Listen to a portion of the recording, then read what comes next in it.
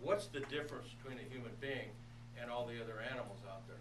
So do you want to put the order of nature within the realm of philosophy? Free will. It certainly, philosophy touches on it, there's no doubt about We're it. supposed to But have are you reason. you're not going to put it in there and be happy? See, the order of nature is the material order that we see that God made. Our job as human beings is to see what that order of nature is.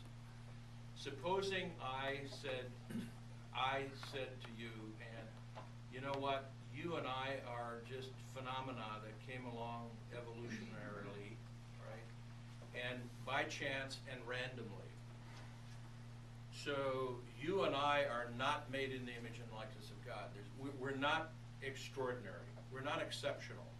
All the animals out there are just as exceptional as we are, right? The trees have rights, and the muskrats have rights, and all the living creatures have rights, just like we do. Okay. If I said that, there are people who look at the order of nature and actually see that. We, because of our heritage and our tradition, see deeper than that into the order of nature. Can't you use love as an example? Because, we have different levels of love, and what we know is love. And that's not something that you can classify biologically, but we all have it within us because of God who created us. But on a humanistic level, we all experience it differently because of the nature aspect of creation. That might be that's actually a very good point. When we actually get down to the real essence of the order of nature, human-wise, we come right to that point, love. And it's a certain kind of love, right? And we're gonna have to get to that. We can't do that right now, but we're gonna get to that. Your buddy over here is All right, talk to you. Dan. So, man defines biological nature, God defines the order of Yes, nature. absolutely. So the biological nature is a subset of the order of nature. What did you say? The biological nature is a subset of the order of nature. No, not necessarily. Here, this is to that as that is to that. You know that, the dots. Man is to biological order as God is to the order of nature. Biological order, all of those biological classes we don't have to have, and we still have the order of nature. We have dreamed up the biological order, all right? But a lot of that, yes, Dan, a lot of that, when we study the biological order, we actually are looking at nature and trying to figure out what nature is trying to tell us. That's true. And that's good. That's good. When we get to the point where Francis Bacon got, way back, what, the 18th century? Is it the 18th century or the 17th century? Well, anyway, Francis Bacon was a philosopher, a statesman, you name it. He was very, very good at everything. He was a Renaissance man. He looked at nature, as you can read in the introduction here. He says, we need to get back to what we were doing prior to the fall. And prior to the fall, we controlled everything we saw. So now we have to do that. We have to get back so that we can control things. So immediately something happens there. Something happened. The minute we look out at nature as something foreign to us, as something alien, as something we need to control, then a gulf happens between us and nature.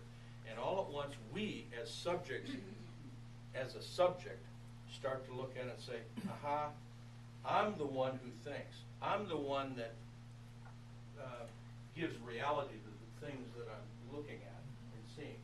Empiricism and positivism and all that sort of thing. Okay?